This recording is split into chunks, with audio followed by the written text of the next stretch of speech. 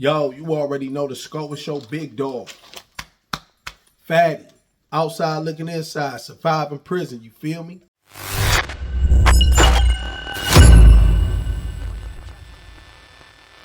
Gia, we right back at it like we left something. You already know the routine. You feel me? Hit the like or the dislike. However you feeling about the situation. You know what I'm saying? Let it be known. Talk to me. I talk back. And speaking of talking back, we going to hop right into the comment section because I got some. I got me a couple notes too so I don't get off track because I get to talking and thinking about a situation and something will pop in my head and I get to talking about that situation and I lose track of where I was. So this is to kind of keep me on track so that I can answer these questions in full because a couple people sent me some messages. Let me know that. And then going back and looking at my videos, I see exactly what they talk about. So thank you for that. Like I said, talk to me, I'll talk back. But hopping right in here, thank you for posting. I'm glad we found you. My fiance is on his 7th year of a 10-year term. He has received his GED during his incarceration, but has 0 work experience. Can you give us any advice or ideas that can be helpful for when he's released? So yes, I can and I will answer that question. But first, I want to thank you for watching the channel and trusting me enough to ask me for my advice or my suggestions in this type of situation. So the purpose of this channel was to give inmates and their loved ones or people who support the inmates different views, different understandings from somebody who was in there, from somebody who really know, from somebody who was in there, did a lot of time, came home. I've been home for 7 years now. So, like it's a lot of stuff that I know, a lot of stuff that I learned, and a lot of stuff that I want to put out there. And the things that I want to put out there will help inmates and the people that's attached to them think outside of the box and be successful, productive citizens when they return. Help them be successful, productive citizens and to reduce recidivism. So that's what this channel was about. You know what I'm saying?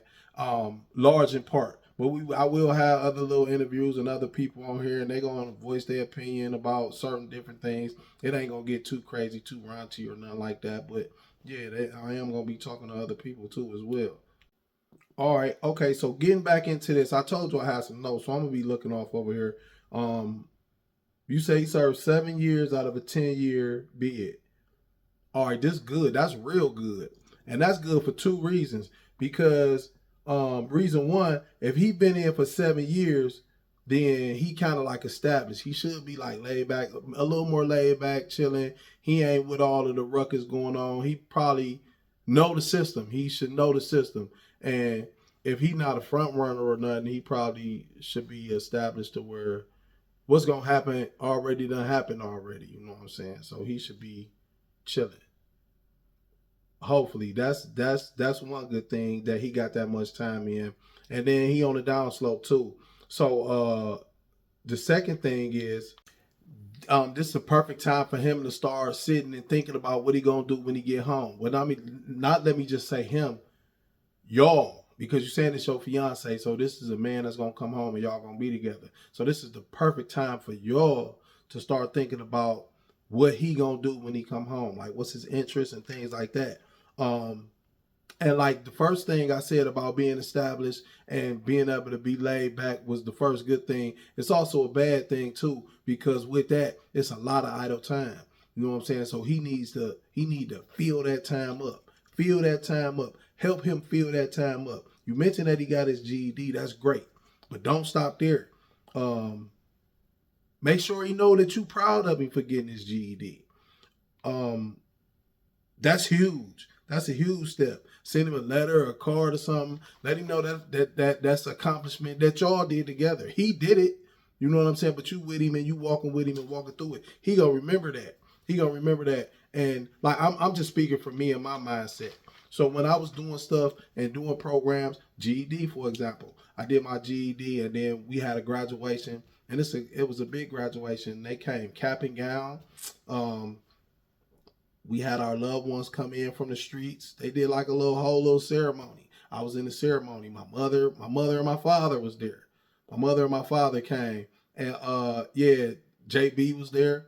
My daughter was there. So that type of stuff. That type of stuff is huge. So be a part of that. Celebrate that with him. Let him know that that's a good thing. That's a good thing, because in there, if you do it, it's some people that go and do it and they don't have nobody there. They don't have nobody there that's saying congratulations to them or celebrating it with them, or not even in a letter or a picture or nothing. Everybody can't come, but if you with him and you his fiance, you know he going to school. You know he didn't graduate. Shoot him something. Let him know.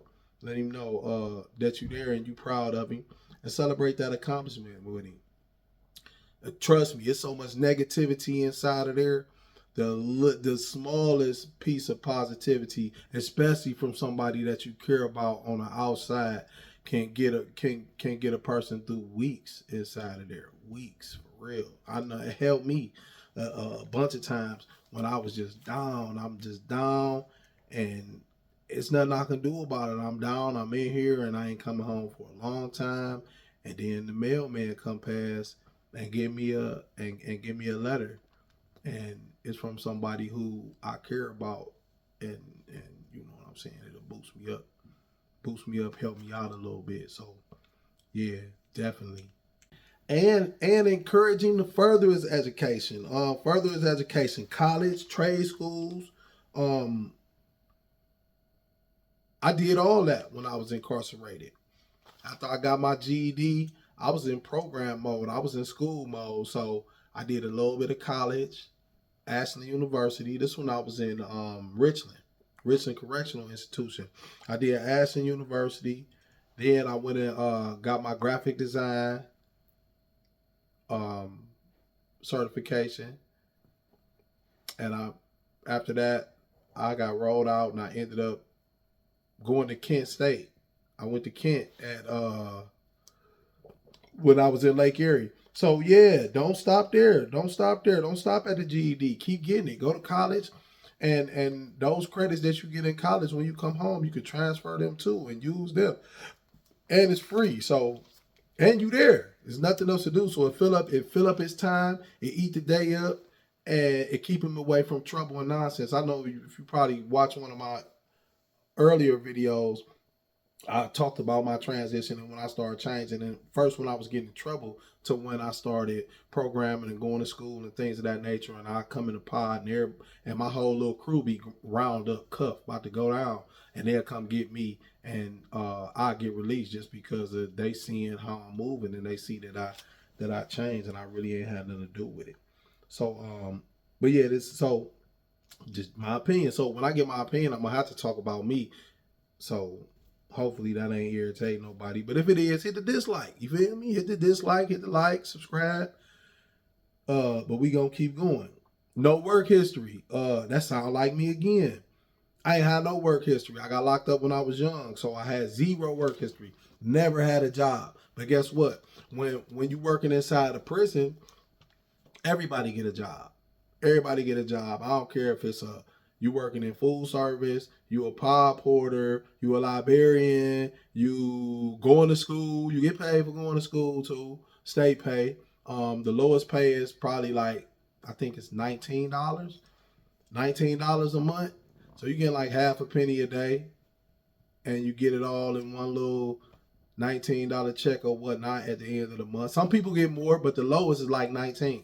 I ain't never had no big job to where I was getting all that. But yeah, you get jobs. So with that being said, when you doing your resume, you can put that on there. You can do stuff. You can work it out. Like if you the pod porter, that's what I put on mine. I don't remember it verbatim, but you know what I'm saying. It's like I'm a pod porter, so I put like janitorial services. Hold up, I got some notes. What I put? Porter, janitorial service, maintain cleaning supplies, stock shelves, sweep, mop floors, and living area for 500 people. You know what I'm saying? If you worked in a child hall or in the kitchen, You could put worked in food service for over 5 years, preparing and serving for over 7 years, for over 5 years, preparing and serving for 2,500 people daily, stuff like that. So you just gonna take the things that you was doing them; those are jobs. So the same way you would describe it and put it in there, if you actually had a job and you was on the street, the same way you're gonna put it in your resume, because you do have a job. That's actually your job. So you'll just put it in there. Yeah, and he can work on some of this stuff now. All he got to do is connect with the job coach. See if it's a job coach where he is, or while you on the street, if you know somebody that's on the street, you can connect with a job coach. You can hop on YouTube. I know Miss D got a job coach. What's her channel? I don't remember, but I'll drop it in here so y'all know. She just getting started too. So look for her. She go to my church. We just connected. She found my channel and reached out to me. So shout out to her. I'll be sending people to her. But keep going. Other tips would be to sending books. Sending books. Yeah, sending books. Teach him how to make legal money. See, because a lot of us, we smart, but we just don't know. And you only know what you know. And inside of prison, like I said, it's a lot of negativity. And you know what I'm saying? So in there, you're going to be with people that you familiar with, and they'll be from your neighborhood, and all y'all know is the neighborhood and the stuff that's going on in the neighborhood.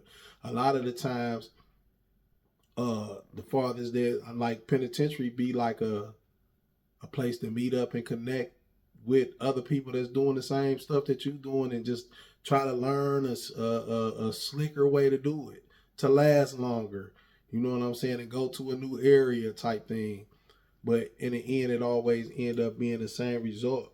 So you have to think outside of the box. Even if, like me, I just converted all of the stuff that I was already doing to like legal stuff.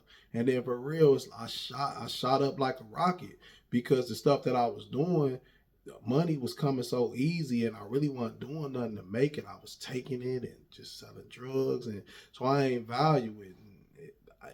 It'll be gone. It'll be gone, and then I gotta go do something else to get some more. But when I'm working hard and I'm actually putting my real work into it, I'm paying attention to the money. I need to see where the money going. I need to know what's going on. I ain't just making it rain. I can't make it rain.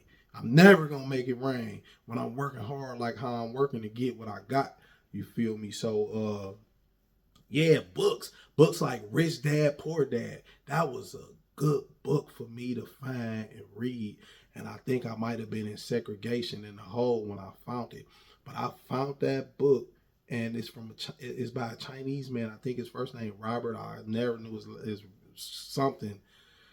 But Rich Dad Poor Dad, that book is a great book, and he break it down for people that need to see numbers and stuff like that. All that's in there. It's a good book. Get him Rich Dad Poor Dad. You probably can get him send him a used copy, and it probably ain't gonna cost you too much if you get it off Amazon or something, or send him a brand new one. I know my wife wouldn't send me no. She'd send me a brand new one. So I don't care if she had to, whatever had to happen, whatever she gonna do, it's got to be brand new and plush. But yeah, you know what I'm saying. The message is the message. You feel me? Rich Dad Poor Dad. That's a good book. That's a real good one. It's a bunch of them. I don't know how many books I read during my incarceration, but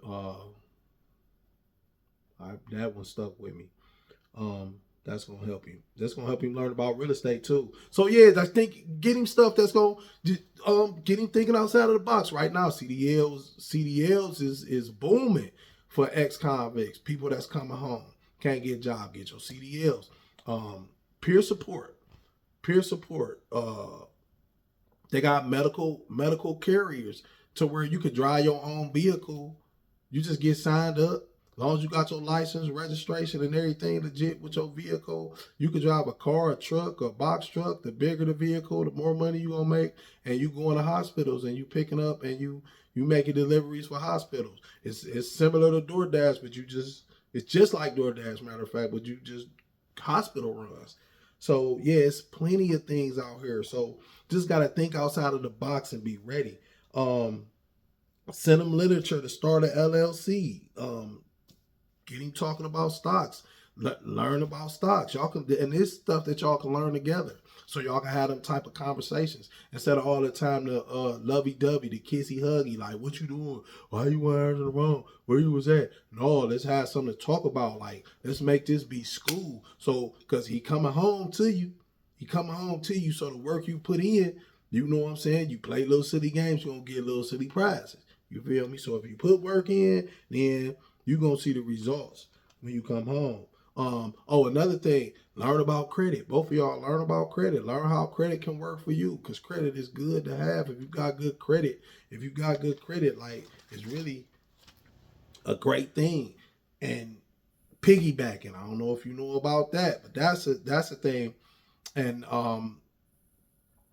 that's what helped. One of the things that helped me when I came home. It's a real thing. It ain't no booth or nothing. If you got a loved one that's incarcerated, you can add him onto your credit cards as a secondary user on your credit cards. And what that'll do is every time you paying your bills, it'll go towards pulling his credit score up too. It'll pull him up too.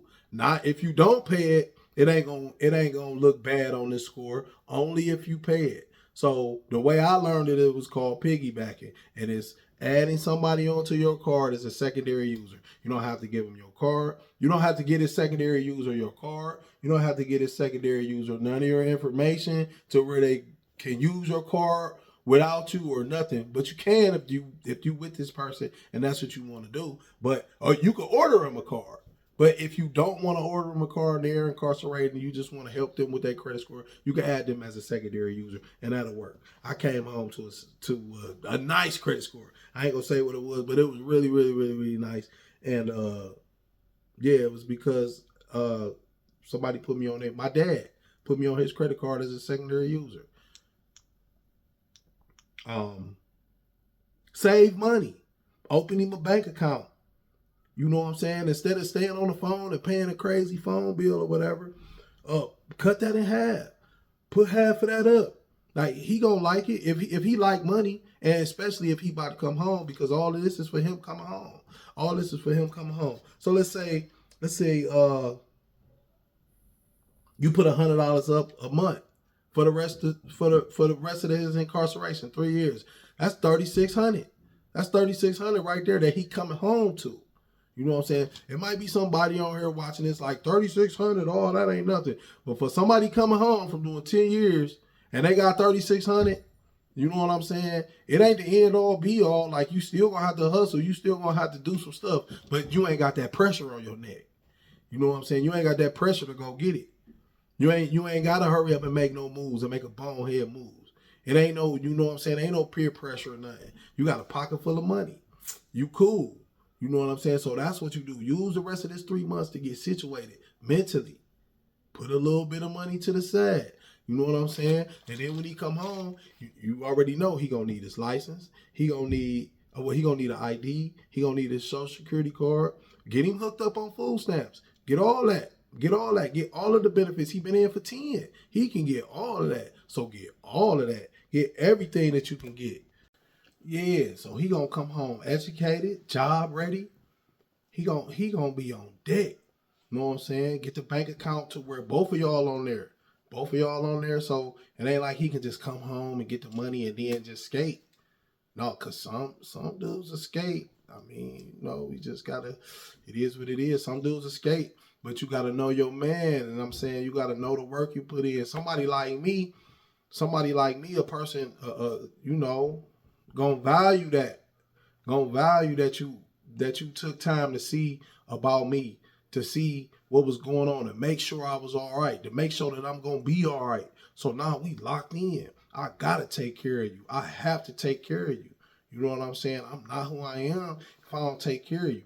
So I gotta look out for you. I ain't about to do no sleazy slime ball type, nothing like that. You know what I'm saying? And that's what I got with mine. So I'm just giving you advice. I'm just telling you the things that's gonna make it shake, and make it stay good.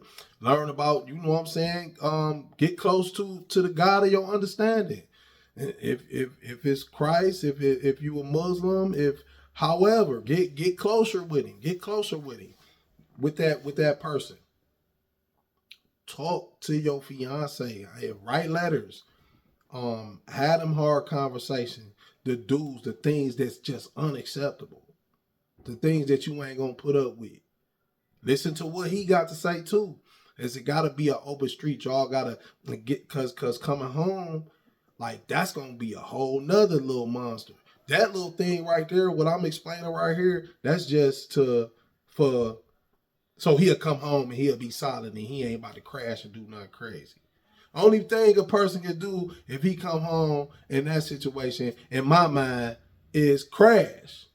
You either gonna go and you was already a druggie when you left, and you will come home and you will have that money and you will crash, partying, trying to catch up, drugging, being with the females, and just crashing, going back. Or you gonna come home and you gonna see what's going on. You focus.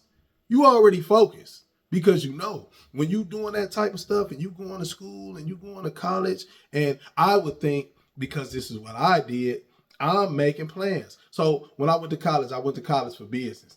So one of the projects that we had to make a business plan to get a business loan.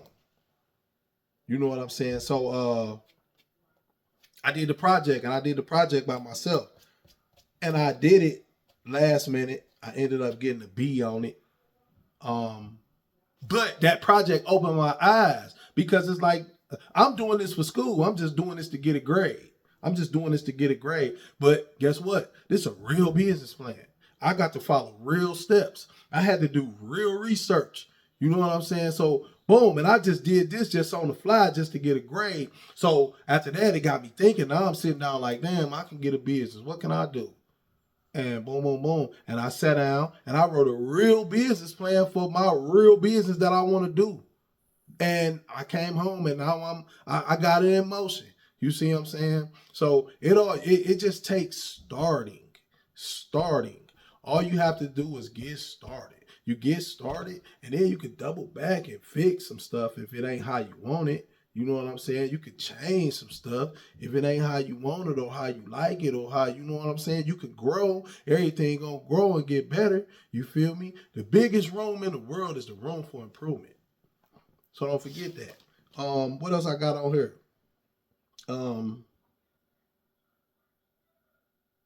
Yeah, I hope I helped you out. I'm on here. I'm just politicking. I done dove all the way into this question. I really ain't go past that one. Once I seen that, I'm like, ooh, you feel me? I gotta get up in here. So I hope I answered all of the questions. Outside looking inside, surviving prison. You already know what it is. Hit that like or that dislike. We're gonna be politicking about this all week. You feel me? And we about to throw some relationship stuff up in here because I got some questions about relationships. And we gonna see what happened, you feel me? Outside looking inside, surviving prison, it's your guy, Fatty.